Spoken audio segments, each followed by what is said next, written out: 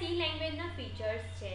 Simple, machine independent or portable, mid level programming language, structured programming language, rich library, memory management, fast speed, pointers, recursion, એક્સટેન્સિબલ.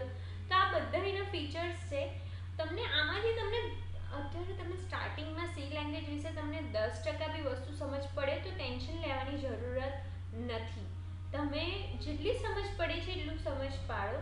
બાકીનું તમે પ્રોગ્રામેટિકલી તમે જેટલું આગળ કરતા જશો એમ થિયરીમાં પણ તમારું બધું કવર અપ થતું જશે. તો હવે આપણે પહેલો ફીચર જોઈએ સિમ્પલ. તો સિમ્પલ કેમ છે? તો એક she is a simple language in the sense that it provides a structured approach to break the problems into parts, the rich set of library functions, data types, etc. બહુ simple વસ્તુ છે શીખવા માટે C language, અને એ structured approach છે એટલે એક પછી એક બધા કોડ લાઇન્સર આપણે લખી શકીએ છીએ આની અંદર. સેકન્ડ છે મશીન ઇન્ડિપેન્ડન્ટ અથવા તો પોર્ટેબલ. મશીન ઇન્ડિપેન્ડન્ટ એટલે શું? જો તમારે આ જોબ કરવા માટે જો સી લેંગ્વેજ શીખતા હોવ, એટલે એકચ્યુઅલી તમે કોલેજમાં ભણવા માટે શીખતા હોવ સી લેંગ્વેજ, તો આ બધા ફીચર્સ જોવાની જરૂર છે, તાકી તમે સ્કીપ કરી શકો છો, પણ જોઈ જાઓ તો વધારે સારું છે, જેથી તમને ખબર પડી શકે કે તમે સી લેંગ્વેજમાં ફ્યુચરમાં શું શીખવાના છો, પ્રોગ્રામેટિકલી શું કરવાના છો. તો machine independent or portable. Portable એટલે તમને ખ્યાલ જ છે કે આપણે પોર્ટેબલ બ્લૂટૂથ યુઝ કરો છો, તમે પોર્ટેબલ યુએસબી યુઝ કરો છો, પોર્ટેબલ માઉસ યુઝ કરો છો, તો તમને એટલું નોલેજ હશે કે પોર્ટેબલ એટલે શું, કે એક જગ્યાએથી બીજી જગ્યાએ પણ એને અટેચ આપણે કરી શકીએ, એને પોર્ટેબલ કહેવાય. કે મશીન ઇન્ડિપેન્ડન્ટ, મશીન પર ડિપેન્ડન્ટ નથી, મશીન ઇન્ડિપેન્ડન્ટ છે. તમે એક સી લેંગ્વેજનો પ્રોગ્રામ એક મશીનમાં કરો અને બીજા મશીનમાં તમારે રન કરવો હોય તો તમે એને બીજા મશીનમાં લઈ જઈને રન કરી શકો છો, બીજા કમ્પ્યુટરમાં. તો એ મશીન ઇન્ડિપેન્ડન્ટ છે. Mid level programming language. હવે સિમ્પલ ભાષામાં હું સમજાવું તો કમ્પ્યુટર એ કઈ ભાષામાં કામ કરે છે? તો એ કામ કરે છે બાઇનરી લેંગ્વેજમાં કામ કરે છે. અને આપણે કઈ ભાષા સમજીએ છીએ? તો આપણે સપોઝ કે ઇંગ્લિશ કે ગમે તે લેંગ્વેજ સમજીએ છીએ. તો સી લેંગ્વેજ છે એ જો સપોઝ કે આપણે પ્રોગ્રામિંગ કરવાનું આવ્યું મશીન માટે, તો આપણે લોકો બાઇનરીમાં તો પ્રોગ્રામિંગ કરી ના શકીએ, એ આપણને ટફ લાગશે. તો આપણે ઇંગ્લિશમાં કરીએ તો પણ એને સમજ નહીં પડશે. તો એના મિડલ વેમાં સી લેંગ્વેજ એ રીતે બનાવવામાં આવી છે કે ઇંગ્લિશ અને બાઇનરી બંનેનું કમ્બાઈન કરીને બનાવવામાં આવી છે. એટલે કે તમે કોડિંગ કરશો સી લેંગ્વેજમાં, જે પ્રી ડિફાઇન્ડ કોડ છે, એટલે કે પહેલાથી જ નક્કી કરેલો હોય કે આ કોડ કરવાથી આ થશે, આ કોડ કરવા આ વસ્તુ લખવાથી આ થશે. તો એ તમે પ્રોગ્રામિંગ કરો, ત્યાર પછી એ શું કરશે? સી લેંગ્વેજમાં કમ્પાઇલર નામની વસ્તુ હોય છે, એ શું કરશે? તમારો જે કોડ હોય છે એને બાઇનરીમાં કન્વર્ટ કરી નાખશે. એટલે સી લેંગ્વેજ શું થયું? મિડલ લેવલ લેંગ્વેજ થઈ. જેમ કે આપણા અને મશીન વચ્ચેનો ગેપ પૂરવાનું કામ કોણ કરે છે? તો એ કરે છે સી લેંગ્વેજ કરે છે. So although C is intended to low level programming, it is used to develop system applications such as kernel, driver, etc. તમે તમારા પીસીની અંદર તમે ડ્રાઈવર્સ ઇન્સ્ટોલ કરો છો, એ સી લેંગ્વેજમાં બનેલા હોય છે. It also supports the feature of high level language, that is why it is known as mid level language. તો કશેને સપોર્ટ કરે છે? તો એ હાઈ લેવલ લેંગ્વેજને સપોર્ટ કરે છે, તો એને શું કહેવાય? મિડ લેવલ લેંગ્વેજ કહેવાય. જે બાઇનરી લેંગ્વેજ કહેવાય એને હાઈ લેવલ લેંગ્વેજ કહેવાય.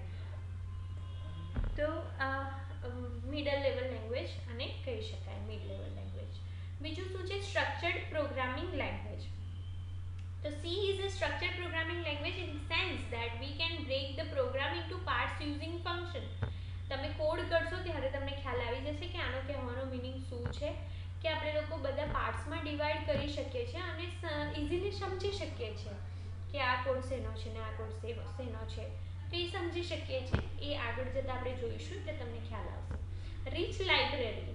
તો લાઇબ્રેરી એટલે જેવી રીતે તમે ડિક્શનરી તો જોઈ જ હશે. ડિક્શનરીમાં દરેક શબ્દનો એક મિનિંગ હોય છે, બરાબર? અને આખી ડિક્શનરી અંદર દરેક શબ્દના મિનિંગ બધા લખેલા હોય છે. તો સેમ વે સી લેંગ્વેજમાં પણ એક ડિક્શનરીઓ હોય છે અલગ અલગ, જેની અંદર દરેક તમે જે કોડ કરશો સી લેંગ્વેજમાં કોડ કરશો એ દરેક કોડનો મિનિંગ એની અંદર સ્ટોર થયેલો હોય છે. તો C provides a lot of inbuilt functions that make the development fast. તો એની અંદર જે આ ડિક્શનરી છે એને આપણે લાઇબ્રેરી કહીશું. તો આ લાઇબ્રેરીનો યુઝ કરીને આપણે લોકો પ્રોગ્રામિંગ કરી શકીએ છીએ. Memory management it supports the feature of dynamic memory allocation. તો ડાયનેમિક મેમરી અલોકેશન શું છે એ તમે પ્રોગ્રામિંગ કરશો ત્યારે જ ખબર પડશે, પણ ઇન શોર્ટ તમને કહું તો તમે કોઈ કોડ કરો છો તો એક મેમરીમાં એની એક સ્પેસ બનતી હોય જેની અંદર એ વસ્તુ સ્ટોર થતી હોય, તો એ ડાયનેમિક મેમરી અલોકેશન કહેવાય. મેમરી કમ્પ્યુટર એ મેમરી બેઝડ જ છે. તમે જે રોમ યુઝ કરો છો, તમારી જે ડ્રાઇવ્સ હોય છે એના સિવાયની પણ પોતાની એક સ્પેસ હોય છે કમ્પ્યુટરની, જેની અંદર એ બધું યાદ રાખે અને બધું સ્ટોર કરે છે. અને હેંગ થવાનું રીઝન પણ એ જ છે કે એ જે મેમરી હોય છે એ તમારી ફૂલ થઈ ગયેલી હોય.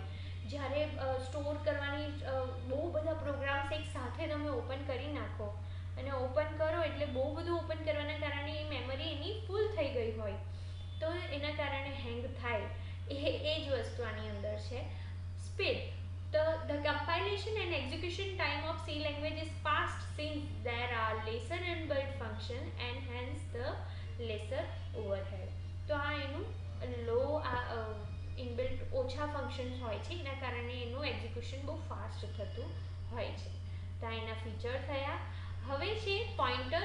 આપણ ફીચરનો જ પાર્ટ છે. પોઇન્ટર તમે આગળ જતાં શીખશો, પણ મેમરીનું એડ્રેસ એટલે પોઇન્ટર. અત્યારે ખાલી તમે આટલું જ યાદ રાખો, મેમરીનું એડ્રેસ એટલે પોઇન્ટર. રિકર્ઝન પણ આ ટોપિક આખો તમને આવશે, એક સેપરેટ ટોપિક આવશે, એનો કોડિંગ પણ આપણે કરશું. પણ રિકર્ઝન એટલે સમજો એટલું કે રીયુઝ કરવું.